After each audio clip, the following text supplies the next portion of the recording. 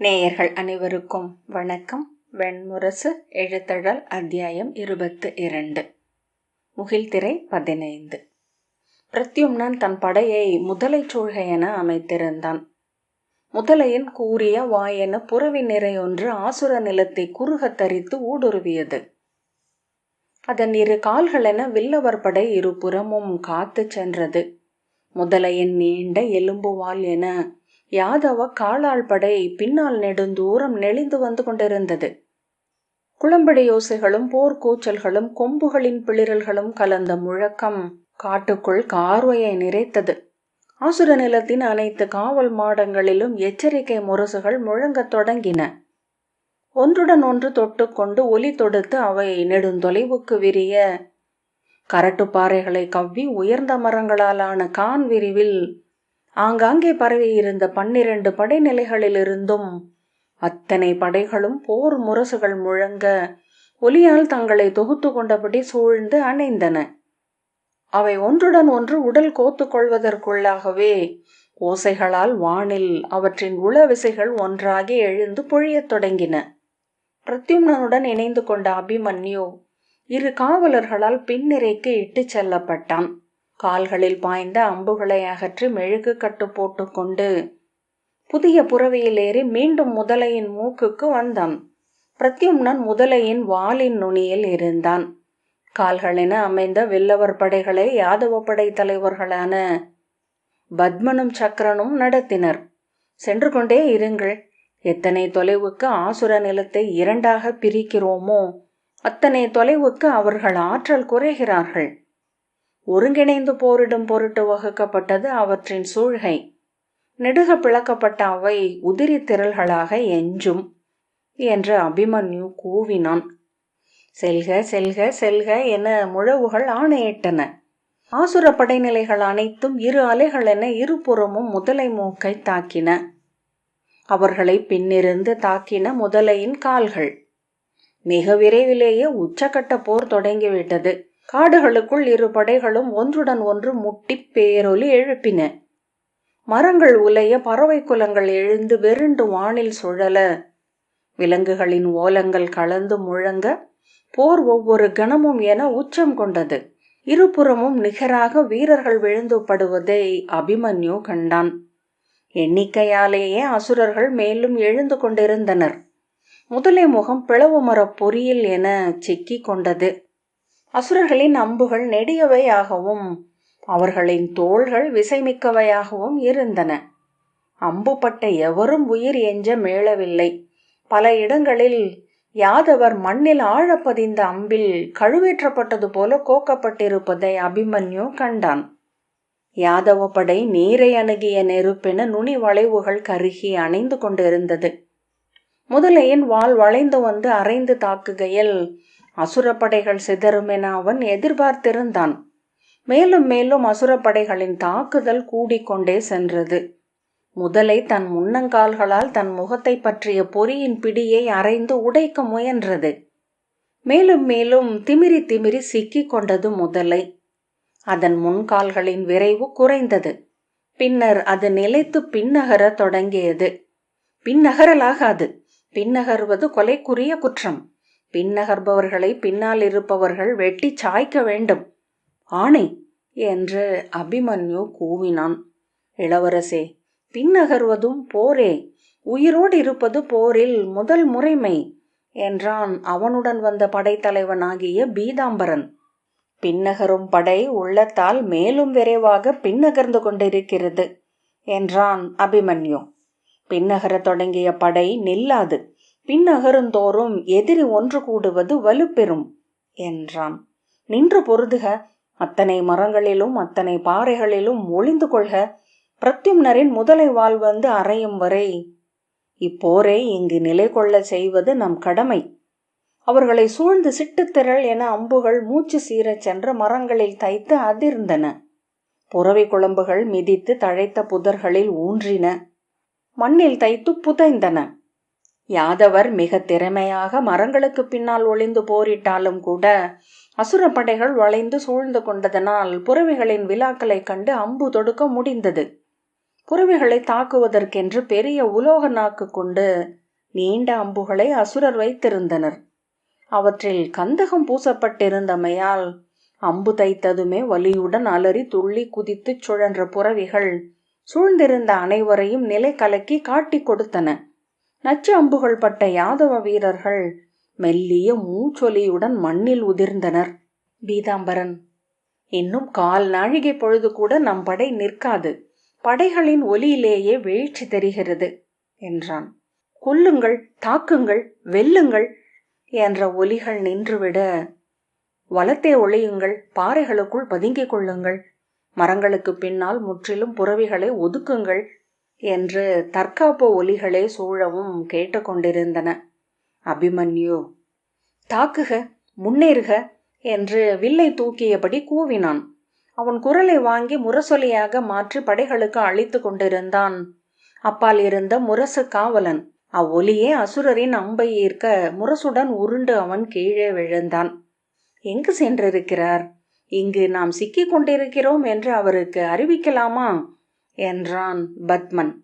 அசுரப்படைகளில் ஒரு சிலருக்கேனும் நமது முழவு சொல் தெரியும் என்றால் நாம் உதவி கோருகிறோம் என்பதே பணிகிறோம் என்ற சொல்லுக்கு நிகராக மாறும். அவர்கள் நமது சரியும் விசையை இன்னும் புரிந்து கொள்ளவில்லை என்பதனால்தான் இன்னும் போர் நிகழ்கிறது. இங்கே எழுச்சி ஒலி என்று எதுவும் ஒலிக்கலாகாது என்றான் அபிமன்யு. ஒவ்வொரு சொல்லுக்கும் அவனிடமிருந்து அம்புகள் சென்று அசுரர்களை வீழ்த்தி கொண்டிருந்தன. ஆணையிடுங்கள் இளவரசே, இன்னும் சிறு பொழுதிலேயே நாம் முற்றிலும் வீழ்த்தப்பட்டு விடுவோம். நமது படைகள் பாதியாக குறைந்து விட்டன. முதலையின் கால்கள் சிதறி பின் நகர்ந்து விட்டன. தனிமைப்பட்டு விட்டிருக்கிறோம் என்றான் பீதாம்பரன். இல்லை, பின்வாங்குதல் என்னும் எண்ணத்திற்கே இடமில்லை. போரிடுக, எஞ்சியவர்களை ஒருங்கிணைத்து கொள்க, முழு விசையுடன் தாக்குக என்றான் அபிமன்யு. எத்தனை பொழுது, இன்னும் எத்தனை பொழுது என்றான் பீதாம்பரன். போரில் உச்ச கணம் என்று ஒன்று உண்டு.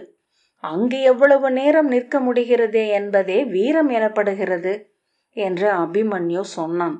இன்னும் இன்னும் முன்னேறுங்கள், புது விசையுடன் சேர்ந்து முன்னெழுக. இத்தருணத்தில் நாம் ஒரு காலடியை முன் வைத்தால் நம் உள்ளத்தில் பல காதம் முன் நகர்ந்தவர்களாவோம். இழந்த விசையை 7 மடங்கு திரும்ப பெறுவோம் என்றான். இனி சொற்கள் நம் படைகளிடம் சென்று சேராது இளவரசே என்றான் பீதாம்பரன். அபிமன்யு திரும்பி பார்த்த பின் தன் புறவியை சவுக்கால் அரைந்து குதிமுள்ளால் குத்தி கூச்சலிட்டு எழச் செய்து குளம்பொலி முழங்க பாய்ந்து அருகே நின்ற பாறைக்கு மேல் சென்றான். தன் இடையிலிருந்த கொம்பை எடுத்து 3 முறை ஊதினான். முன்னேறுக, முன்னேறுக, முன்னேறுக என்று அது ஓசையிட்டது. இளவரசே, தாங்கள் எதிரிகளுக்கு கொலை மேடையில் என காட்சி கொடுக்கிறீர்கள் என்று சக்கரன் கூவினான்.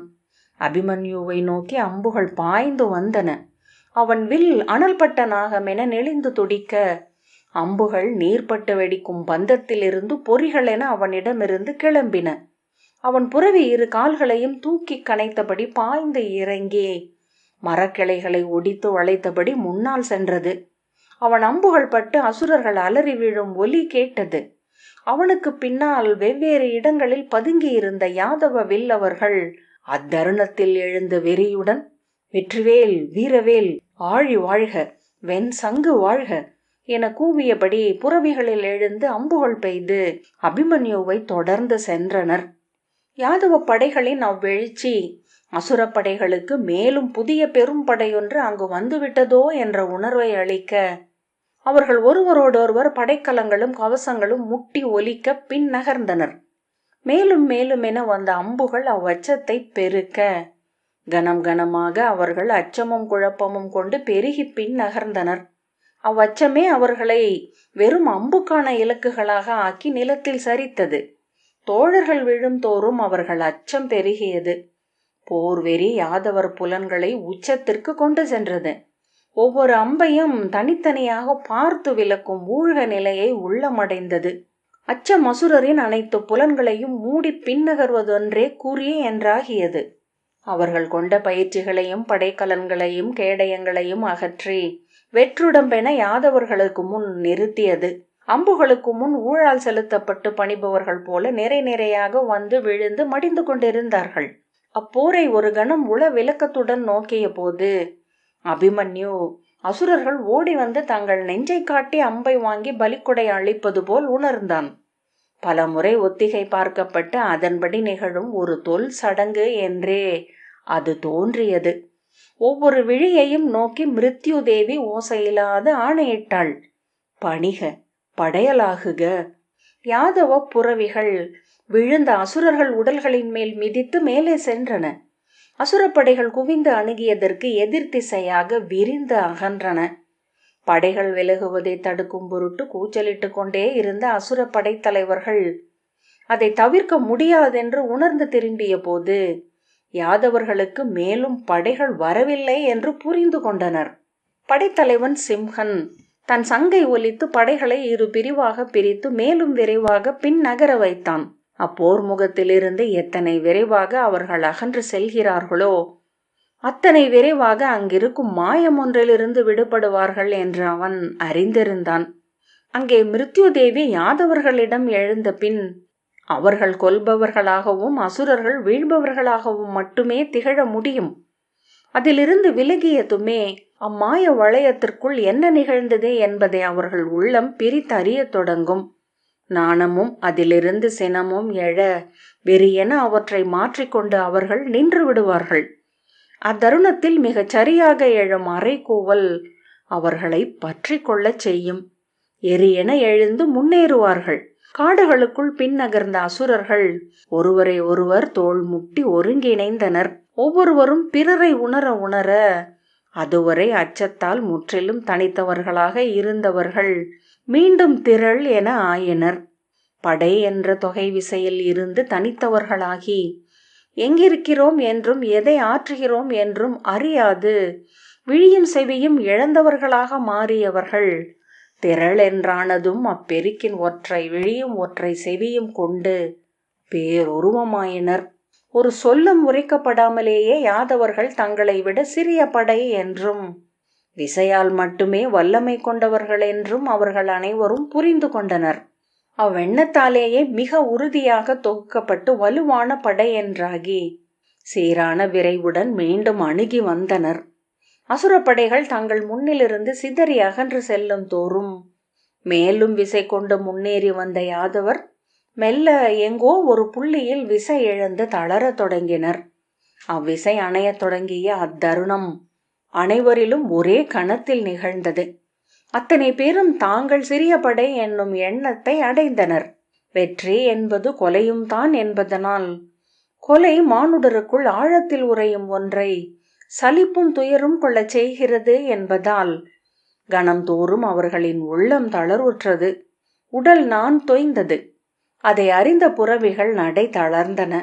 அவர்களின் படை ஒவ்வொருவரும் கொண்ட முன்னெழு விசையாலேயே அவ்வடிவத்தை அடைந்திருந்தது. அம்பு வடிவம் என்பது பாயும் விசையின் விழி தோற்றம். விசை தளரத் தொடங்கியதுமே அம்பு வடிவு நிகழ்ந்து பிறை என்றாகியது. மேலும் பறந்து கொடியென நிகழ்ந்தாடியது. வடிவு தளர்ந்த படை சூழ்கை ஒவ்வொரு கணமும் அதன் வீரர்களை வெறும் திரளென்று ஆக்குகிறது. கோக்கும் சரடருந்த மாலை என அதன் உறுப்புகள் ஒவ்வொன்றும் சிதறத் தொடங்குகின்றன.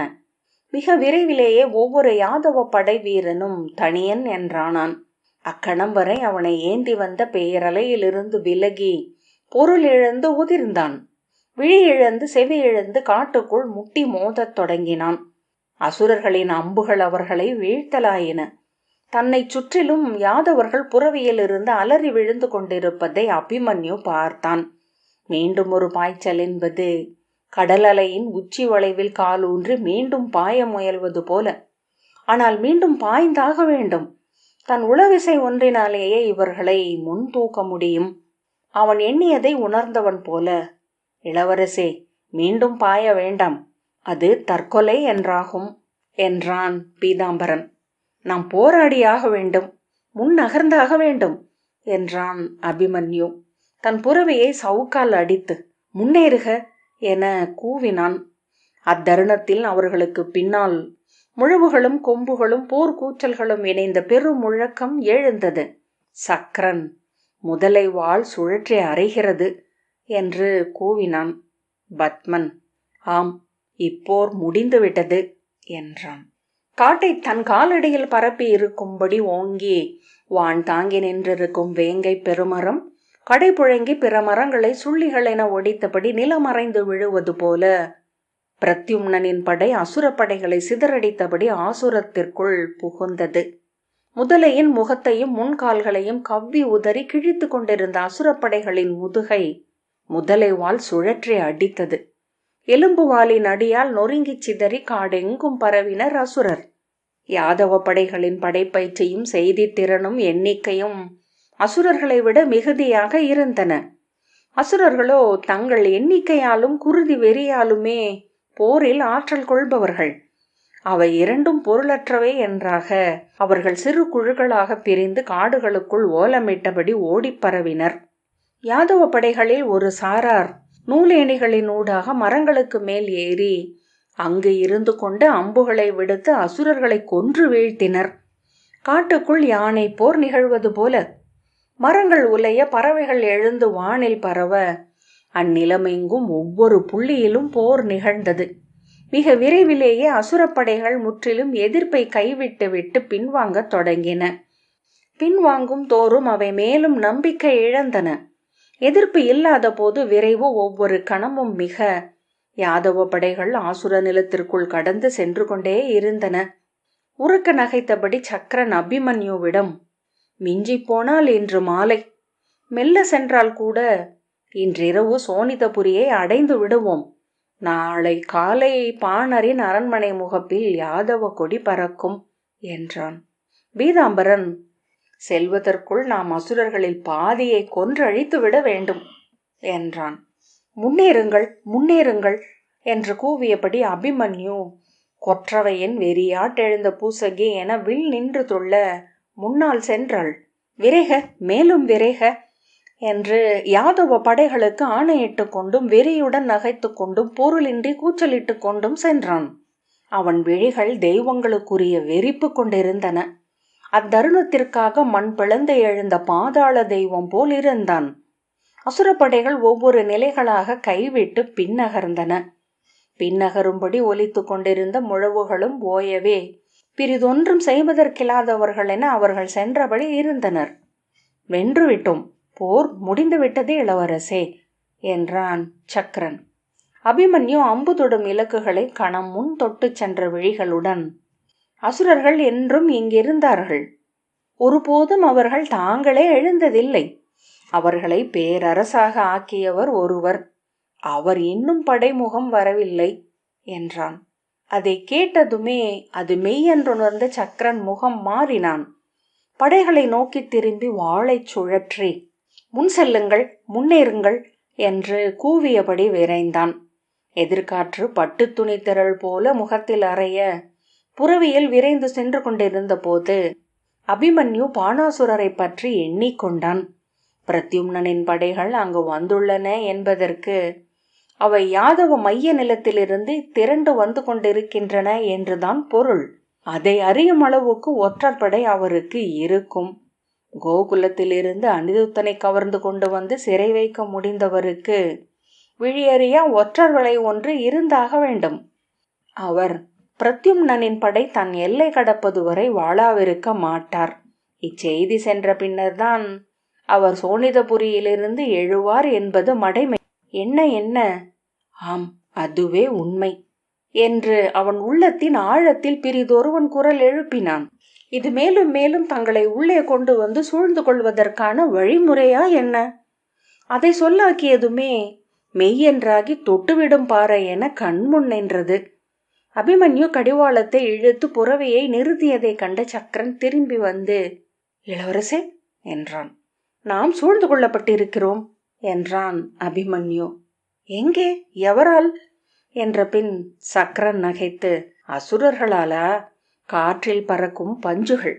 இனி அவர்களை ஒன்று திரட்ட பாணாசுரரால் அல்ல, அவரது தந்தை மாவலியாலோ மூதாதை வைரோசனராலோ, ஏன் வெண்ணளந்தோனை எதிர்த்த ஹரண்ய கசிபுவாலோ கூட இயலாது என்றான். அபிமன்யு, அல்ல, நான் அவரது நோக்கை உணர்கிறேன் என்றான். இது உளம் மயக்கு என்றான் சக்கரன். நாகம் நோக்கிவிட்ட பின் தவளை அதை அறிந்துவிடும் என்பார்கள் என்ற அபிமன்யு புறவையிலிருந்து பாய்ந்திறங்கி அருகே நின்ற வேங்கை மரத்தின் கொடிகளிலும் கிளைகளிலும் தொற்றி மேலேறத் தொடங்கினான். இளவரசே, எங்கு செல்கிறீர்கள் என்று கீழிருந்து சக்கரன் கேட்டான். உச்சி கிளையை அடைந்து சுவர் ஒன்றில் கால் வைத்து அமர்ந்து கொண்டு நாற்புறமும் நோக்கிய அபிமன்யு, நான் எண்ணியதேதான் என்றான். என்ன என்றான் சக்கரன். நாம் சூழ்ந்து கொள்ளப்பட்டிருக்கிறோம், முற்றிலுமாக என்றான் அபிமன்யு. என்ன சொல்கிறீர்கள் என்றான். அபிமன்யு கீழிறங்கி வந்து, எப்போதும் நாம் செய்யும் பிழைதான். நாம் அறியாத நிலங்களுக்கு செல்லும் போது நாம் அறிந்த நிலமாக அதை கற்பனை செய்து கொள்கிறோம். அது நம்மை இடர்களுக்கு கொண்டு செல்லும் பொறியாகி விடுகிறது என்றான். நாம் ஆசுரத்திற்குள் முழுமையாக அடைபட்டு கொண்டிருக்கிறோம். அவர் சோனிதபுரியிலிருந்து மலை இடைவெளிகளினூடாக படைகளை கொண்டு வந்து நம்மை சூழ்ந்து விட்டார். இனி ஒன்றும் செய்வதற்கில்லை. சக்கரன் தன் உள்ளத்தை அப்படி திருப்பி கொண்டதுமே அனைத்தையும் அவனும் கண்டு சொல்ல எழுந்தான். நாம் சூழ்கைக்கான படை அமைக்கவில்லை. நமது பின்பக்கம் திறந்தே கிடக்கிறது. இன்னும் அரை நாழிகை பொழுது அமைந்தாலே போதும். போராடி நிலை கொள்ள முடியும். உடனடியாக பிரத்யும்னருக்கு செய்தி செல்லட்டும். நமது படைகள் மலர் அமைவில் அமையட்டும். 8 இதழ்கள், திசைக்கு 2 முழவுகள் இச்செய்தியை ஒலிக்கத் தொடங்கின. ஒலியிலிருந்து ஒலி தொடுத்து சென்று பிரத்யும்னனை அடைந்தது அச்செய்தி. ஆம், நானும் பார்த்துவிட்டேன். மலர் அமைவிற்கு ஆணைகளை பிறப்பித்து கொண்டிருக்கிறேன் என்று அவன் பதில் இருத்தான். யாதவ படைகள் 8 பிரிவுகளாக உருமாறத் தொடங்கின. அவற்றின் முகப்பில் நீண்ட ஈட்டி ஏந்திய படை வீரர்களும் அவற்றிற்கு இணையாக புறவி படைகளும் அளித்தன. ஆனால் 8 இதழ்கள் விரிந்து கொண்டிருக்கையிலேயே பெருமழை சூழ்ந்து ஓங்கி அறைவது போல பாணாசுரரின் படை யாதவர்களை தாக்கத் தொடங்கியது. முந்திக் கொண்டு விட்டார். நம் முழவொலியை கேட்க ஆள் வைத்திருக்கிறார் என்று அபிமன்யு சொன்னான். அசுரப்படை இதழ்களின் இடைவெளிக்குள் நுழைந்தது. சிலந்தி வடிவ படை சூழ்கை. நாம் 8 இதழ் சூழ்கை எடுப்போம் என்று கூட அறிந்திருக்கிறார். இளவரசே என்று பதறியபடி பத்மன் அவன் அருகே வந்தான். என்ன செய்வோம்? நாம் ஏற்றக்கூடுவதென்ன? அபிமன்யு, போரிடுவதுதான். அதற்குத்தானே வந்தோம் என்றபடி உரக்க நகைத்தான். குருதி குளித்து தூய்மை கொள்வோம். தூய பலிவிலங்கை அவள் விரும்புவாள். அவன் முகத்தில் இருந்த வெறியைக் கண்டு, ஆம், போரிடுவோம் என்றான் பத்மன். ஆனால் வெல்ல முடியுமா என்றான் பீதாம்பரன். வெல்வேன் என்று எண்ணாமல் நான் ஒரு முறையும் வில் எடுப்பதில்லை என்று சொல்லி அபிமன்யு நான் தெரித்து முழங்க முன்னால் சென்றான்.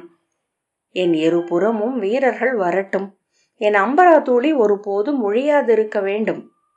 எங்கு செல்கிறீர்கள் இளவரசே என்றபடி சக்கரன் பின்னால் வந்தான். பிரலம்பன் என்னை தொடரட்டும். உங்களுக்கு இடப்பட்ட ஆணை எதுவோ அதை நிறைவேற்றுங்கள். நான் பாணரை எதிர்கொள்ள செல்கிறேன் என்று கூவினான் அபிமன்யு. பிரலம்பன், தொடர்ந்து வந்து கொண்டிருக்கிறேன் இளவரசே என்றபடி தன் புறவியின் இருபுறமும் அம்பரா துணிகளை தொங்கவிட்டு அபிமன்யுவுக்கு வலப்பக்கமாக விரைந்து சென்றான். தொலைவில் அசுரப்படைகளின் முரசு முழக்கத்தை அவர்கள் கேட்டனர். பாணர் இங்கிருக்கிறார், முழவுகள் அதைத்தான் கூறுகின்றன என்றான் பிரலம்பன். ஆம், நான் அவரை பார்த்துவிட்டேன் என்று அபிமன்யு கூறினான். நீண்ட அம்புகள் காட்டுக்குள் இருந்து எழுந்து வந்து யாதவர்களை வீழ்த்தின. பிரலம்பன், பீதாம்பரர் வந்துவிட்டார் என்றான். அபிமன்யு அதை கேட்கவில்லை. அவன் புறவியின் முன்விசை ஒரு கணமும் தளரவில்லை. காட்டின் விளிம்புக்கு அப்பால் விரிந்த புல்வெளியில் புறவி படையொன்று எழுந்து வெயிலில் தோன்றியது. அதன் முகப்பில் கரிய இரும்பு கவசம் அணிந்த பெரிய புறவியின் மேல் பாணாசுரர் அமர்ந்திருந்தார்.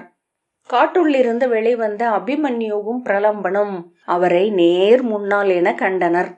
பாணர் புறவியில் இருந்தபடியே கை தூக்கி தன் வீரர்களை இரு பக்கமும் விலகிச் செல்லும்படி சொன்ன பிறகு உரக்க நகைத்து வில்ல எடுத்தார். பிரலம்பரே, உன் உடலை காத்து கொள்க. புறவியின் கவசத்திற்கு பின்னிருக்க வேண்டும் தலையும் தோளும் என்றபடி அபிமன்யு பாய்ந்து முன்னால் சென்றான். பாணரின் அம்புகளும் அபிமன்யுவின் அம்புகளும் காற்றில் சந்தித்துக் கொள்வதை பிரலம்பன் கண்டான். பறவைகள் முத்தமிட்டு விளையாடுவது போல, ஒளிக்கதிர்கள் ஒன்றையொன்று வெட்டி கொள்வது போல. அம்புகளால் ஆன வேலி ஒன்றுக்குள் அவர்கள் ஒருவரையொருவர் நோக்கி கைவீசி நடனமிடுவது போல. அம்புகள் பெரு நீர் சுழியென ஆகி அவர்கள் இருவரையும் சுழற்றி அடிப்பது போல. இருபக்கமும் அசுரரும் யாதவரும் போர் நிறுத்தி அவர்கள் இருவரும் போரிடுவதை நோக்கிக் கொண்டிருந்தனர். இருவரின் கவசங்களும் உடைந்து தெரித்தன. தலைப்பாகைகளும் குண்டலங்களும் அருந்தன. பாணரின் தோளில் அபிமன்யுவின் அம்பு பாய்ந்தது. அபிமன்யுவின் தொடையில் அவர் அம்பு அறைய அவன் புறவியிலிருந்து விழப்போனான். தொற்றி மேலேறி கோணலாக அமர்ந்து அம்பெய்தான். மேலும் மேலும் என அம்புகள் எழுந்து பறந்து அமைந்து கொண்டே இருக்க, எங்கோ ஒரு புள்ளியில் அபிமன்யு தோற்க தொடங்குவதை பிரலம்பன் கண்டான். விழிகளுக்கு அவர்கள் இருவரும் நிகர் வல்லமையுடன் போரிட்டு கொண்டிருப்பதாகவே தோன்றியது. ஆனால் உள்ளுணர்வு சொல்லிவிட்டிருந்தது. துலாவின் ஒரு பக்கம் தாழத் தொடங்கியதை. எப்படி என்று வியந்து அவன் அபிமன்யுவின் முகத்தை பார்த்தான். கண ஒன்றில் வெறித்திருப்பவை போல விழிகளும் புன்னகை செறிந்த உதடுகளும் மட்டும்தான் தெரிந்தன. தோள்கள் முற்றிலும் சீரமைக்கப்பட்ட போர் பொறிகள் என இயங்கிக் கொண்டிருந்தன. புறவியும் அவனும் ஓர் உடல் என்றாகி சுழன்று பாய்ந்து ஒதுங்கி போரிட்டனர். அம்புகளை கைகள் எடுத்து கொடுக்க தன்னை சூழ்ந்து பறந்த அம்புகளுக்கு உடல் ஒதுங்கி தன்னை காத்து கொள்ள அம்புதொடா வெளியொன்றில் உயிரச்சமும் விழைவும் மற்ற ஆழம் ஒன்று பிரலம்பனுக்குள் கூர்கொண்டு அப்போரை நுண்ணிய கனக்காட்சிகளின் அடுக்குகள் என நோக்கி கொண்டிருந்தது. எக்கணம் அது நிகழப்போகிறது? இந்த அம்பில் இது தவிர்க்கப்பட்டு விட்டது. இந்த அம்பு இது ஒடிக்கப்பட்டு விட்டது. இக்கணம் இது கடந்து விட்டது. மறுகணம் இதோ இதோ என கடந்து சென்ற பின் ஒரு கணம் திகைத்து திரும்பி பார்த்தபோது அபிமன்யு புறவியிலிருந்து தெரித்து தரையில் விழுந்து கிடப்பதை பிரலம்பன் கண்டான். தன் நெஞ்சில் குளிர்ந்த பெரிய பாறை ஒன்று வந்து அரைந்தது போல் உணர்ந்து செயலற்ற போது அவன் தோள் மேல் அம்பு ஒன்று பாய்ந்து உருட்டி கீழே தள்ளியது.